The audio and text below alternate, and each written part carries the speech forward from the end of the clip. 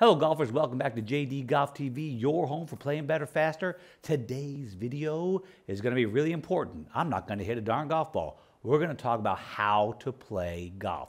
In fact, we're going to talk about how to play better golf regardless of your level of golf.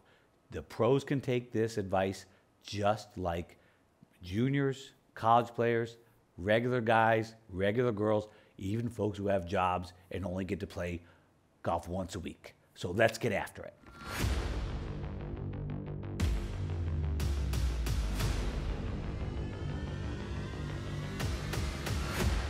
Now we got to navigate our way around the golf course. And that's what the remainder of this lesson is going to be on. How do I proceed around this golf course? So we took a trip to Pebble Beach. No, I've never played it, but gosh, I've got to get out here. I have got to get out there. I'm going to make it a goal. All right, here's a good example for you. We have a 355-yard par 4. Now listen, I stopped playing the back tees myself. I'm 56. I got shoulder problems. You know all the problems I got. What I was finding is from the back tees, and our golf courses are always soft, no roll, I'm in the danger zone every damn hole. Like hitting hybrid into every par 4. This is a ass whooping coming my way if I've got the hardest shots into the green every hole. So I moved up. I actually moved up to now guess what? Guess what? I can reach some of the par 5s every once in a while. Ha ha! Guess what? Eagle putts are even more fun than par putts, just so you know. So play the appropriate yardages. Okay. Let's look at this. That's what we're faced with. Straight down the middle. It's a straightaway hole, and it's pretty darn wide side to side until I do this. But Dunigan, you're looking at a target 213 yards away. One. Give yourself a bigger target for your drive, for goodness sakes. Now, follow the little yellow ball. If we can find it. There we go. There's our tee ball. All right, it's 213 to here. If I come down here on the right-hand side, I can take this and try to move it as best I can. So I'm going to carry my driver 235 to 245. Every once in a while I'll get one to go farther, but I can't rely on that. I have to hit it perfect. So 237, which is really in my zone. Wait a minute. 237. Wait a minute. Look at how narrow that fairway is right there between the bunker and the trees. Now, if I do that, I've only got a pitching wedge in at 132, which is delicious. We love that, except I just gave myself 1/2 of the landing area. So I'm going to, and now here's a case where, why would I take that on? I can't cover the bunker, which means carry it, right? Why don't I just lay it back this way, and I've still got a short iron. I can hit it 230, and I've only got a 9-iron into the green, folks. That's my strategy. I have just taken the bunker out of play, which could be tough. If I'm a really good fairy bunker player and that fairy bunker poses no threat, meaning it's very, very flat, it's not hard to get out, that ball might get hit up there, but I doubt it because I got the trees on the right-hand side. And by the way, I did not bring my chainsaw to practice today. I could even aim farther to the left and give myself a beautiful area between the right tree line and over here on the left. And now I've got my best fit target. I'm going to hit the golf ball. Basically, my driver goes to about 30 yards to the right to about 30 yards to the left, and I don't know which one's coming. A 60-yard wide dispersion pattern with my driver is actually not bad at all, folks. It's just honest. And most of us are being very dishonest with ourselves. Okay, so that's T-ball strategy. I'm bringing in a wider fairway with respect to giving myself a playable shot to the green. I don't want to lay back here into 170 yards unless I have to.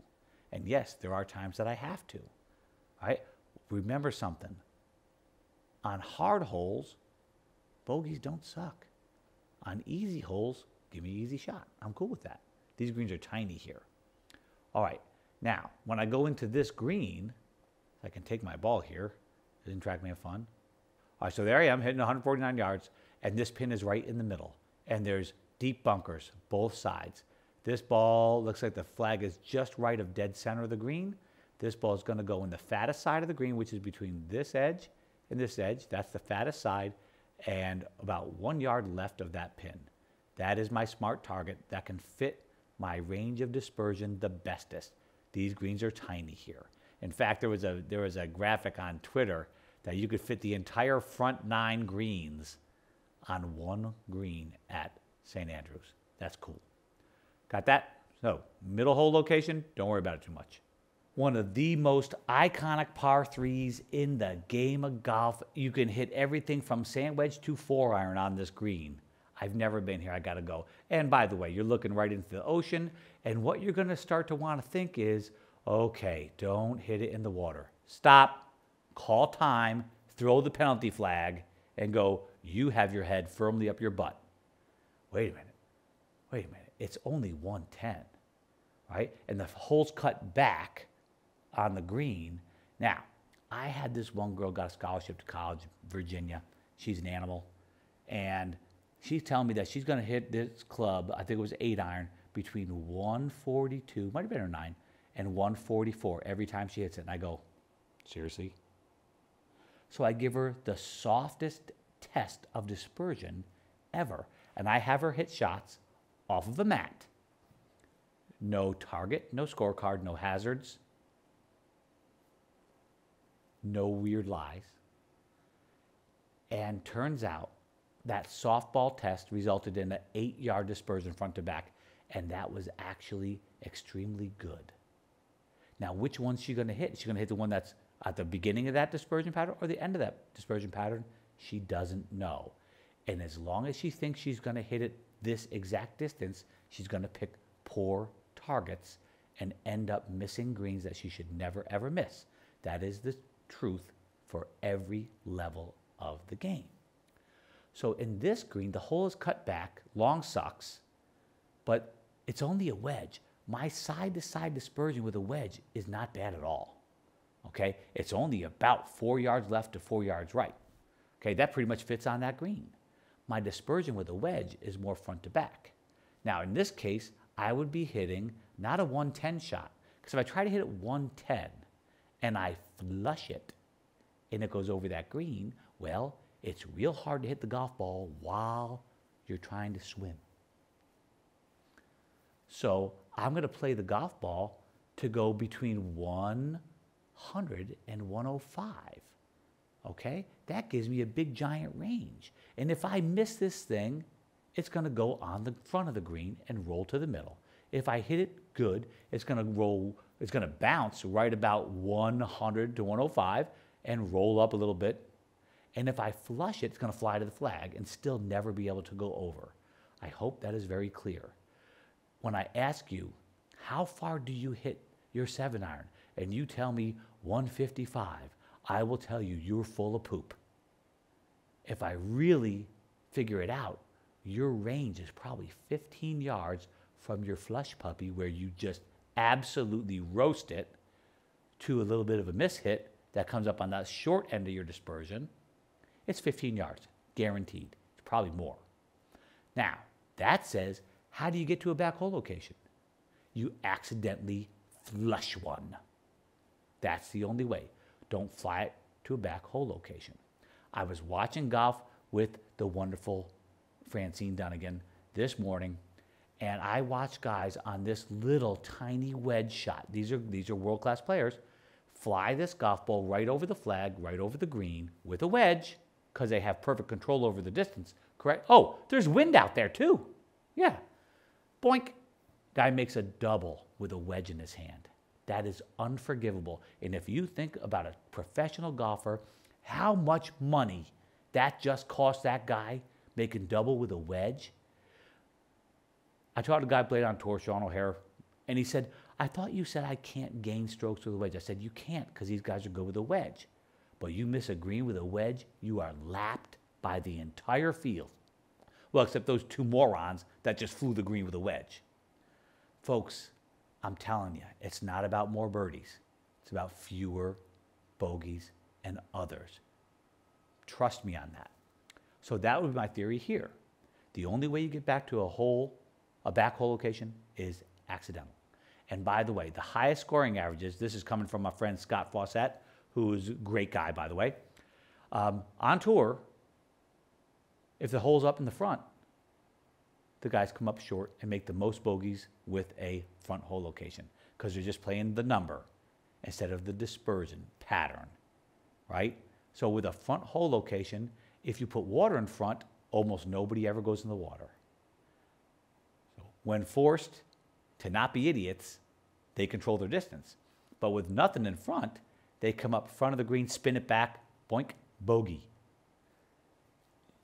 You're not going to hit it the number you're trying to hit it, except sometimes you are, except you can't predict when. Please understand that. Please understand that. And by the way, I told you my dispersion with the driver is 60 yards wide. Dustin Johnson was 85 yards wide, moved it down to 67 yards wide by only playing the fade. He did not improve his left rough tendency. He was actually more in the left rough. He got rid of his double cross, and guess what happened? He became number one in the world. I think, personally, Justin Thomas right now is killing himself. He is what Ben Hogan called TFF with his tee balls. Too freaking fancy. He might not use the word freaking. He's trying to make it do this and do this and do this, and he's hit the ball sideways. Just get the ball in play with the tee ball. Don't get too fancy. You cannot win with the driver. I know they say you can by hitting it far, but the fact is you got to finish the hole. You can only lose with the driver, and you can lose the driver really, really, really quick. One swing. Okay? Play smarter. All right, here's another great hole. Good God. Are there any bad holes in this golf course? Great hole. We got 168, and we got beach to the right. Okay? 168, danger zone. So where would you want to hit this golf ball? 168. That is a really good 7-iron for me. Or a little knocky downy 6-iron. Now we've got no wind, so that's making life a lot easier. I love being able to control the wind, which I usually can't do. So in this case here, boy, where would you want to hit the golf ball? Well, think about how wide the spray is of your, in this case, 7-iron. Could be 6-iron, it could be 5-iron for some of you, could be a hybrid. Doesn't matter what club it is. It matters we are in the danger zone. Therefore, let's try to not make a giant number. Give me a chance at a par. Get on the green or on the green in 1+ regulation. No penalty strokes. So now here it is. And here's what you hear. Right, let's say that the hole was cut to the right of the green. You hear the guys on TV, the morons on TV. Oh, he's got the hole cut to the right. He should play this up the middle of the green and curve it back to the pin. Oh, hell no.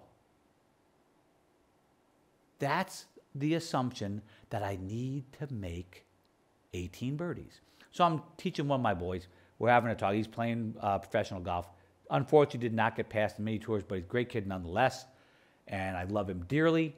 And he's playing in a web.com tournament. And that's now called the Corn Dog Tour. Corn Ferry, sorry. Dude, you got to make birdie every hole out here. I go, son, I've seen 30 under win, but I have not seen 72 under win yet. I haven't seen close to 72 under win. Okay? So can we just admit that you don't have to birdie every hole? And, you know, he would be trying to birdie every hole. He would miss on the wrong side. Boink, instant bogey. And, man, I'm telling you, when you're playing pro golf, bogeys hurt a lot. Doubles really, really hurt. So anyway, I told him, okay, I want you to do me a favor. Next round, do not do anything other than hit the dead center of the green, regardless of where the hole is. Now, that's not quite the right strategy, because the right strategy would be between the flagstick and the safe side of the green. That would be the smart play, not conservative, smart targeting, because we're smart because we know that our ball doesn't go exactly where we're looking every time, except sometimes by random chance. So anyway, he goes out, shoots 65. He calls me up. He goes, I hate it when you're right. I go, well, you're paying me a lot of money to be right. Listen up. Anyway, it's a really big deal, okay? This ball, if anything, when you've got lost ball on one side, the ball is aimed away from the lost ball and curved farther from the lost ball because we don't have that much control. So whatever would be on my right side of my dispersion pattern, the rightmost ball that I can hit on my worst right shot is going to be on that green. A nicer shot's going to be closer to the flag. And a pull's going to be in the bunker. Deal? I can play to the bunker. I can't swim very well and hit a golf ball, like we said. Is that clear? This is really clear. What you're hearing on TV is dead wrong.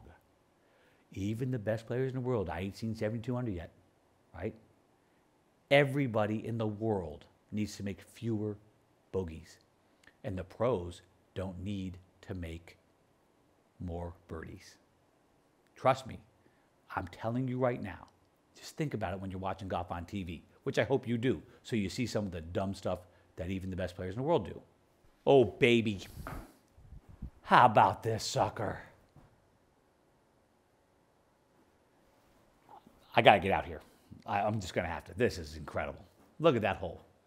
Okay, par 5, and it's only 500 yards. Man, I can get there. I can get home in 2 on this one. I could barely get there. Home in 2, but I got to tell you what. I've got 249 yards of carry straight down the middle of the fairway. Now, I'm fortunate enough that I cannot reach that tree that's beyond that. Can't reach it. It's not coming. But if I absolutely pummel one, I could get that ball to go. Let's see where it would be. So if I absolutely get all of my driver, and I do hit it the 270, straight down, oh, I'm dead. Well, actually, to be quite honest, I'm not really dead. I've just taken out the green in 2. Okay? But guess what? Even from there, I still have 268 yards to go. Guess what that means? Dunigan, you're not getting home in 2. Sorry. To be quite honest, if I hit this golf ball straight this way, ooh, I can maybe get into that green side. Oh, I can't get there. Boy, I can eat this thing right here. Look at that. I can aim my golf ball right here. Since I can't get home in 2, I can give myself the widest possible fairway to hit or playable area to hit by aiming this way. Okay, it's 224, and again, I can't hardly get to this bunker if I don't go. Let me see, from to the bunker, I would have to hit the golf ball. 240, ooh, I just brought that bunker into play. All right, cool. I could actually hit a 3-wood on that hole. I could hit a driver over this way more. All right, but now look at, I'm bringing the water more. A little toe ball. If I've got this is legit driving target, but if I toe this, it's in the water. So don't toe it, Dunigan. Good luck, folks.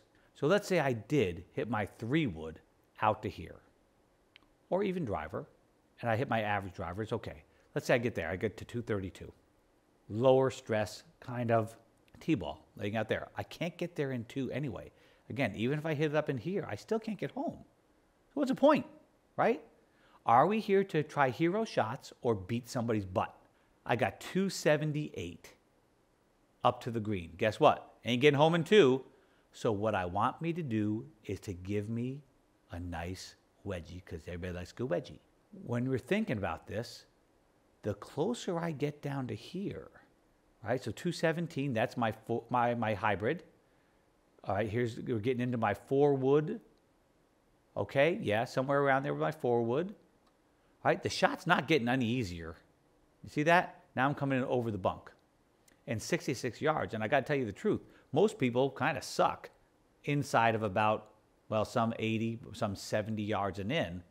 They really suck, because that's actually the most challenging part of the game. So here we are. I could also lay this golf ball up this way, back here. And look, I got 125. But I do have plenty of room up in this way, right? Even if it's in the rough, this is wide enough. I'm only going to lay it up. What would my layup be to here, Dunigan? Oh, it's 226 to there. Ooh, to 75. Ooh, 75 is a good number for me. So I could hit my hybrid club up in this region somewhere.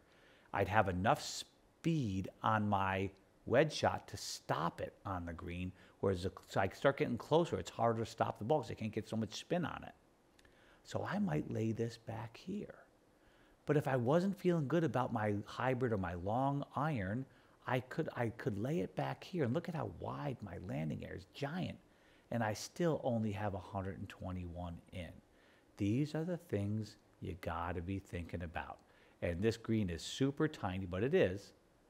I'm hoping that this helps you tremendously to improve your decision making and gives you a very clear idea on how to become a really good golfer that can go out and play with anybody and feel comfortable.